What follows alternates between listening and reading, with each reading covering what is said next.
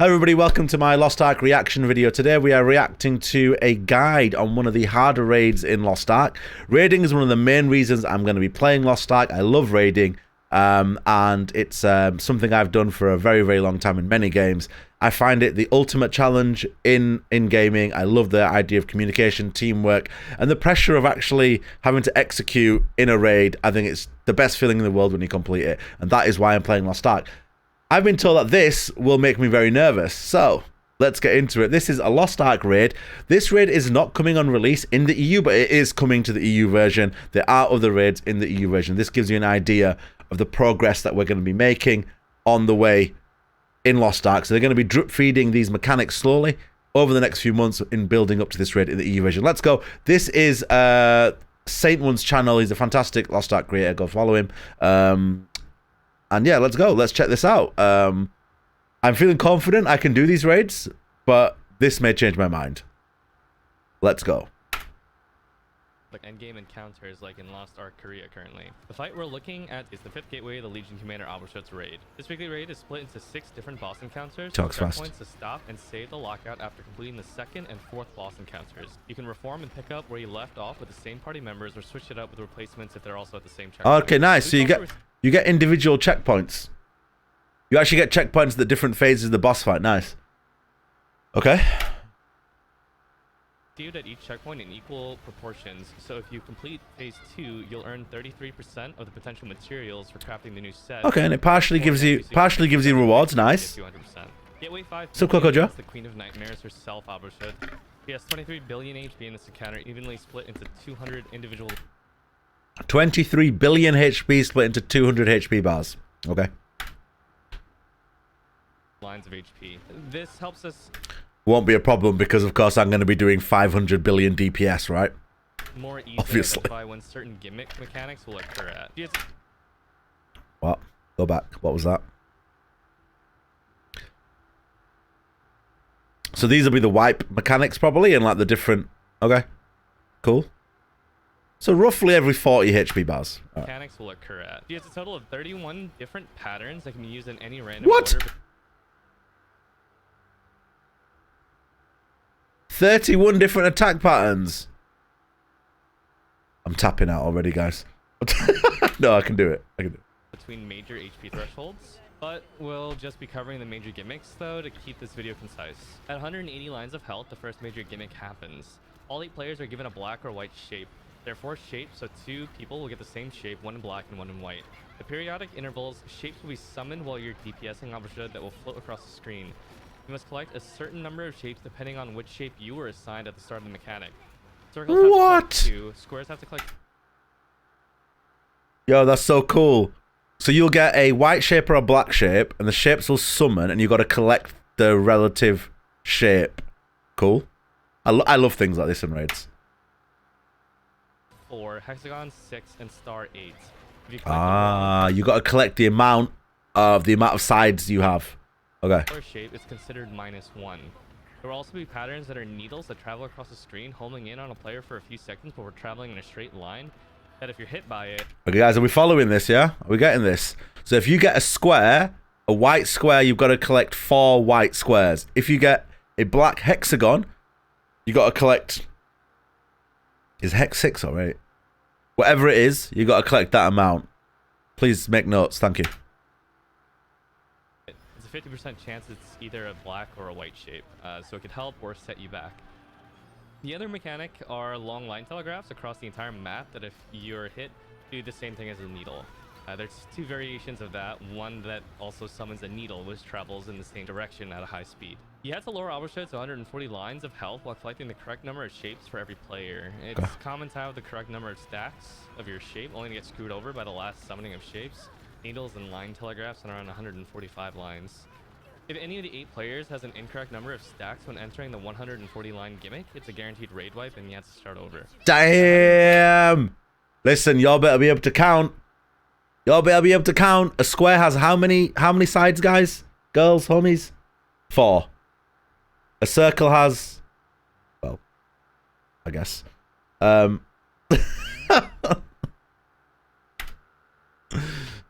Lines, Albershut either has a circle or a cross shape underneath her. This helps us determine where we need to stack with the other player to safely place a... It's a circle. We place the safe spots in a plus shape. It's a cross. Right, okay. Cool. symbol on the ground for the next pattern. Before we stack, we have to dodge line laser telegraphs twice, with the second one giving us about a second afterwards to converge with the other player. If done successful, all 4 players will place a symbol in 4 sections of the map evenly spaced from each other. Yo. This is so crazy. Okay, so you've got obviously a black version of the shape and a white version of the shape. And then you've both got to meet to create your shape together on the ground. Okay. You've got to shift the map, and there you create the shape. So you got the diamond, square, circle, yeah. It's the corresponding symbol placed in the previous mechanic. Failing to do that wipes the raid. While doing this, players have to dodge a lot of large AoE telegraphs, the red scary ones that are one-shots. The expanding black hole also has to be avoided, and if it touches another one of the symbols, then it wipes the raid. You're taking the piss, Alex. Equidistant apart from one another. If everyone's successful at placing all 4 meteors, then you proceed to the next phase, which is a burn from 140 lines to 110 lines. At 110 lines, Albershad pours to the center and a short intermission plays. 2 large spheres are summoned into the map. When raid bosses need esports communication.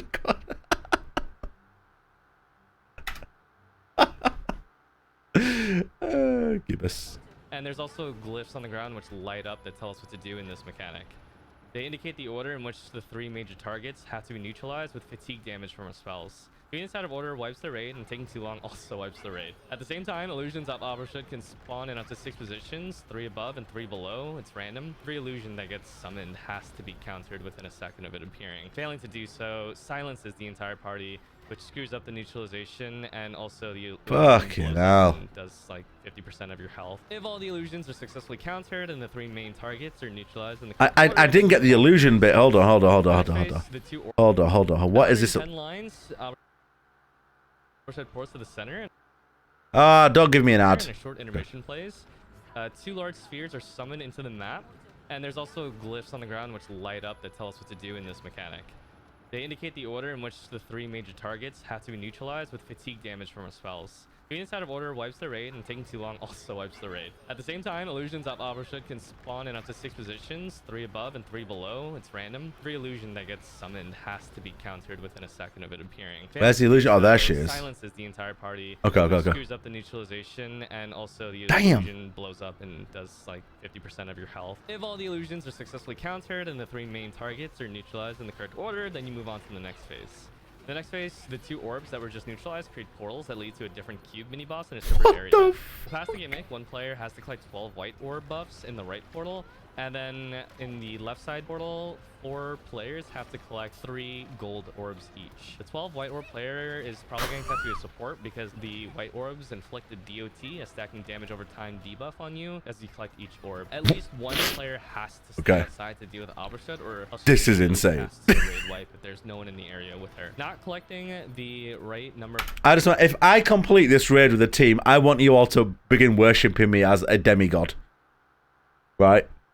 If I finish this raid live on stream, I want to be called King Lost, Big Cheese Lost, Mac Daddy Lost. Pick whatever you want, but I need to be sufficiently praised for doing this. Good luck with randoms.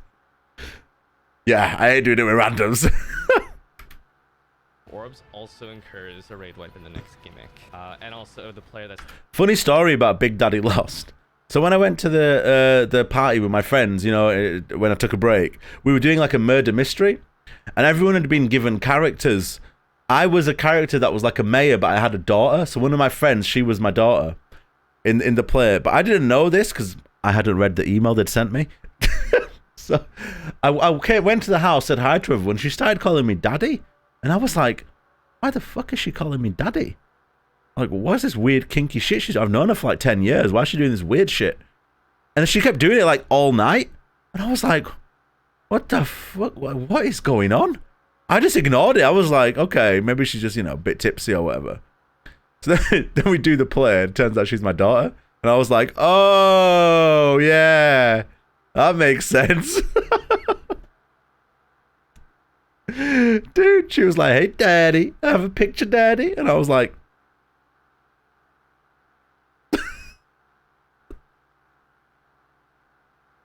anyway, back to the raid. Stays outside fighting her dies, she also kills the raid. During the battle with the cubes, there's also needles and line telegraphs that can reduce the number of orbs you've collected. Needles drop you to 0 stacks in the left one, and in the right side room, line telegraphs reduce the amount of stacks you've got by 1. Once the cubes are defeated, you gotta exit within like 2 or 3 seconds or else it kills you. After all players... Wow. So that cube phase, you've got to immersive plus roleplay. That's how I like it. So in that cube phase, you got to collect cubes, deposit them in the thing, avoid the billion damage the cube, and then exit once you've collected all the squares in the teleport. All right. Albershot begins the next pattern, which I think reminds a lot of people of Frieza from Dragon Ball Z. Frieza? Of energy, and you have to break an HP shield on her. Afterwards, lines of light protrudes from 8 different positions. You have to maneuver into the lines of light to avoid being silenced, as there's a neutralization check that has to be cleared. You also have to remember where each of these lines of light are, because at the end of this pattern, after the neutralization check has been succeeded, 5 different safe spots emerge, only one of which is correct to stand in. The safe one is the one that if you remember where all the lines of light emerge from Albershot in the previous pattern, it'll form that shape. What? What the fuck? Beg your pardon? You what? Begins the next pattern, which reminds a lot of people of Frieza from Dragon Ball Z. She'll summon a huge ball of energy, and you have to break an HP shield on her. Afterwards, lines of light protrudes from 8 different positions. You have to maneuver into the lines of light to avoid being silenced, as there's a neutralization check that has to be cleared. You also have to remember where each of these lines of light are, because at the end of this pattern, after the neutralization check has been succeeded, 5 different safe spots emerge, only one of which is correct to stand in. The safe one is the one that if you remember where all the lines of light emerge from Albershot in the previous pattern, it'll form that shape. Where all the lines of light... Begins the next pattern, which reminds Wait, I'm trying to figure this out here. She'll summon a huge ball of energy, and you have to break an HP shield on her. Afterwards, lines of light protrudes from 8 different positions. You have to maneuver into the lines of light to avoid being silenced, as there's a neutralization check that has to be cleared. You also have to remember where each of these lines of light are, because at the end of this pattern, after the neutralization check has been succeeded, 5 different safe spots emerge. But how do you know which safe spot it is? Only one of which is correct to stand in. The safe one is the one that if you remember where all the lines of light emerge from Albershot in the previous pattern. What previous pattern? It'll form that shape. If players successfully neutralize the boss, stand in the correct safe spot, and have the correct amount of orb buffs on 5 players, they'll survive the raid wipe that follows afterwards. After lowering the boss from 110 lines to 90 lines, players are once again assigned shapes from... Well, it's the same thing as the 180 line gimmick. Okay. You have to once again collect the correct amount of shapes by the time you... So, this obviously is very difficult. Top left, though, you can see there's checkpoints after phase 2. So they've just hit a checkpoint. Checkpoint phase 2. Okay. Lines, while also avoiding a lot more dangerous patterns that begin to emerge at around this point. At 50 lines, you have to once again converge with the other player that has the same shape as you to place the symbols on the ground, but instead of line telegraphs, everyone has to kite 4 meteor drops. You have about 1 second after the last meteor drop to stand within proximity of the corresponding shape to place the symbol. Hopefully at this point everyone has survived and was able to place their symbol to prevent the last 8-player gimmick. Basically the best gear in the game. Here's what you got. After you successfully guide these meteors into the correct symbol, it's a burn of the last 50 lines to 0 HP against a torrent of even more deadly attacks. If you've managed to claim victory at this point though, pat yourself on the back because that was the door phase and the easy part. And she takes the battle up in space in the real battle against the real... What did you just say? Did you just say that's the door phase, that's the easy part? Is there another part? Boss begins at that point. What did he say? Point though, pat yourself on the back because that was the door phase and the easy part. And she takes the battle up in space and the real battle against the real boss begins at that point.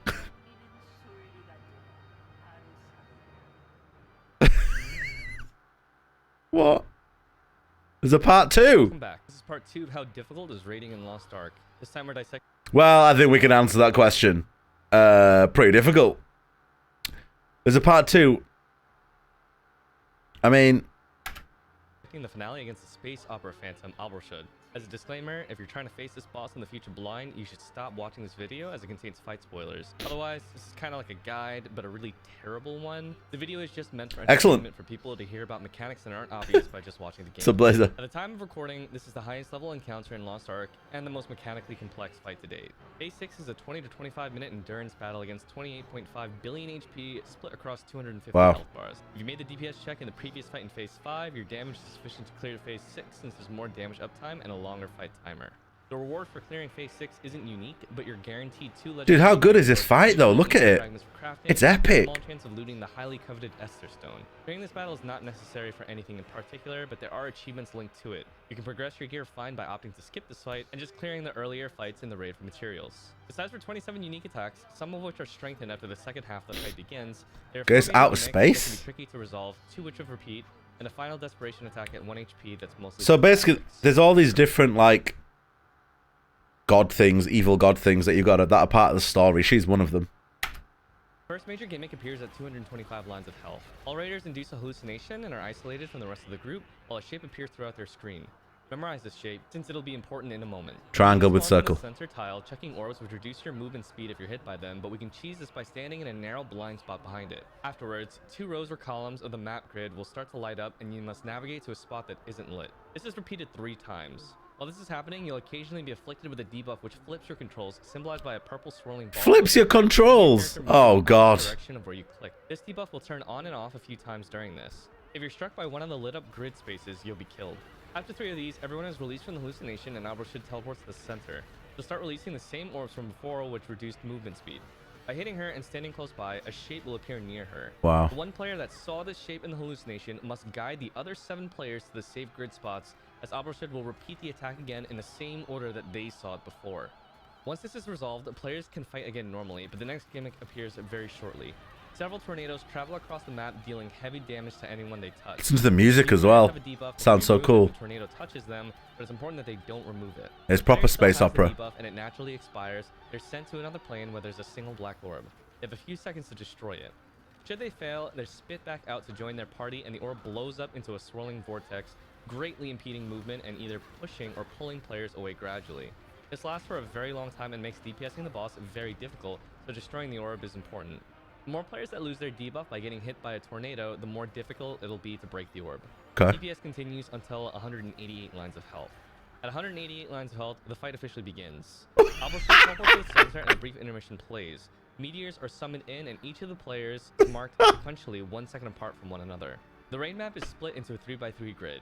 Each grid space has 3 HP. When a blue meteor lands on any of the spaces, it reduces... Yo, I'm stressed just watching this. A player marked by a golden meteor reduces the HP of the tile it lands on by 3, as well as all adjacent tiles by 3 as well. The first player during this mechanic is marked with the golden meteor, while the other 7 are marked with... Okay, so everyone gets marked with the meter. Each block has a certain amount of HP. The blues do 1 damage. The golds do 3 damage. Each block has 3 HP. So my guess is you're going to want to keep some of these platforms alive. So you need to rotate what meteors are hitting what, so you can do DPS to the boss off the... I think that's probably what it is. The raid must carefully place these meteors in such a way that no more than 3 tiles are destroyed at any given time. Right, yeah. When a 4th tile is destroyed, Alborshud will immediately perform a raid wipe. Finally, tiles regenerate back into full HP 1 minute and 40 seconds after being destroyed. A lot of it feels like it's execution of your own... Yeah, you just need to sort your shit out. Don't worry about anyone else. As long as they're doing their stuff, you're doing your stuff, it should come together with a bit of communication. When a tile is destroyed, it also means the map is shrunk as well. Like the 1st Legion General Vultan, players are instantly killed if they're hit by a stagger, knockback, or knockdown while standing near the edge of the map.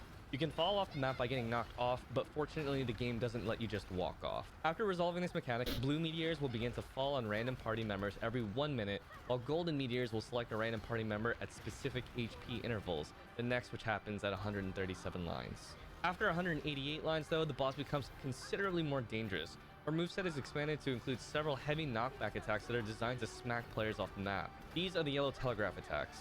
No matter how geared you are, if your reflexes are slow here, you'll face a death by gravity. I don't have slow reflexes, don't worry, guys. Super armor options you have in a pinch. You also have to avoid tanking yellow telegraphs as much as possible, since every time you're hit by one, you'll gain an infinite duration debuff, which at 3 stacks will cause a blue meteor to begin dropping on you. After dealing with the golden meteor, you have to survive for 1 minute and 40 seconds for the destroy tiles to respawn before entering the 113 line pattern. This is because you'll want the full map space for what comes next. Right. At 113 lines, a new intermission plays. You can't tell me this raid isn't truly epic. This is what content is like, if you ask me. This shit's incredible. Can you imagine completing this and how good you'll feel after? Look at it. It's sensational. Players navigate to the center and position. Listen to that music. To attack and then divide themselves to different parts of the map to avoid the giant palm slam in the center. She's gonna punch there. Forms that gradually pulls players towards it, and a huge number of red orbs begin flying in from outside of the map towards the that drags you in. We can use Esther Shandy here, which is kind of like a party ultimate or a limit break if you're coming from Final Fantasy XIV, to slow down time and assist with dodging these. The red orbs deal heavy damage and inflict a debuff on the player if they get hit by it. At 3 stacks of this debuff, the player dies. At the same time, gold orbs will fly. It's like a bullet hell thing, isn't it? Like Returnal. There will also be 4 smaller black hole orbs on 4 of the tiles. 4 players have to each enter one of them right before the pattern ends to avoid getting sucked into the center and pulled into another dimension. You have to time this carefully, as entering the orb too early won't protect you from getting pulled in. If performed successfully, 4 players get pulled into the center and sent to a separate plane on the same map, while the 4 that enter the small black orbs stay in the original plane with Albrashut. 8 phantoms of Albrashut appear in the original plane, and the 4 players outside must run close to each of them. If any of the clones turn clockwise or counterclockwise, you've got to notify the team on the inside where that clone is, usually with a This lets them know that the clone will appear on their side shortly at that position. The clone that turns clockwise will appear on the other side and must be neutralized within 2 seconds, while a clone that turns counterclockwise must be countered. When the clone is dealt with properly, it drops a golden buff that gives the player in the inner dimension a shield that lets them survive the explosion at the end. Of the 8 clones, 2 will turn, and this repeats in a second wave for a total of 4 clones and 4 shields when dealt with properly, allowing all 4 players. This will be in Genshin in 5 years, yeah. After which we spent £5 billion and had to give your child up for adoption. Meteor on the tile that they were on, potentially destroying it, which can kill players on the outside as they won't be able to see the meteor itself. The entire mechanic takes place on 2 versions of the same map, and so quick communication and cooperation is needed for everyone to survive this. From this point onwards, most of Albrashut's random attacks have been strengthened and have additional mechanics that you'll have to deal with. The next gold meteor appears at 87 lines. At 66 lines, tornadoes will appear again, and the debuff players once again have to destroy the orb to prevent the vortex from spawning. The Spawn Vortex is especially deadly at this stage of the fight, where Albrashut has her expanded, strengthened moveset. There's one final golden meteor at 37 lines. Wow. After you deal with it and reach 28 lines, the Dream World pattern repeats, and you must once again memorize the shape and the safe spots to navigate to. As part of the map is destroyed at this point, it can be tricky to navigate from one side to the other, but if you manage to prevail at this point, you're on the home stretch. At 25 lines, Albrashut will destroy the 4 corners of the map. She'll no longer kill the entire raid if more than 3 tiles are broken. However, as blue meteors are still spawning, the map will gradually get smaller until only the center tile remains. The goal is to bring her down to 7 lines of health before this happens, as the smaller the map is, the more likely people are to get knocked off. At 7 lines of health, the final major gimmick begins. In an act of desperation, Albrashut will begin to summon one last giant meteor to what the fuck?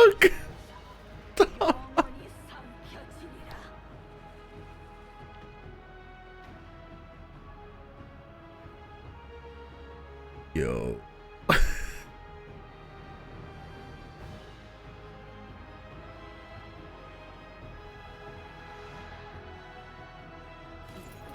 During its slow descent, you had to break through a 22.8 billion HP overshield that she gains, or 200 additional lines of health before the meteor lands in 2 to 3 minutes. If you're tight on DPS on this point and you were getting close to the 20-minute enrage timer, 5 minutes are added, so you don't have to worry so much about it. And any of the broken tiles possessed of the corner ones are brought back into play right away. 200 more lines is ridiculous though, and the following mechanic is designed to help you punch through that shield. While battling Albrashut and chipping away the shield, the screen will flash at the 1 o'clock, 5 o'clock, 7 o'clock, or 11 o'clock positions. This signifies that a counterable meteor will be flying in towards the center of the map. This will happen 5 times, once in each direction, and 1 more time in one random direction. When the meteors arrive, they'll either flash red or blue. Blue ones have to be countered, while red ones have to be ignored altogether. If a red one is countered, it'll explode, dealing heavy AoE damage to players and likely knocking them off the map. When a blue meteor is successfully countered though, the player receives a buff that when expires, fires a long-range laser that'll deal about 14 lines of damage to Albrashut's health. Okay. So the final, her last stand mechanic summons this huge meteor. which gives her a massive overshield, basically giving her all the health back. But you can gather a buff, which you can counter to take off 14. So if she's got 14 times 10 is 140. So there'll be 20 of them then. 200, well, yeah. 10, 140, probably 15 of them? Something like that.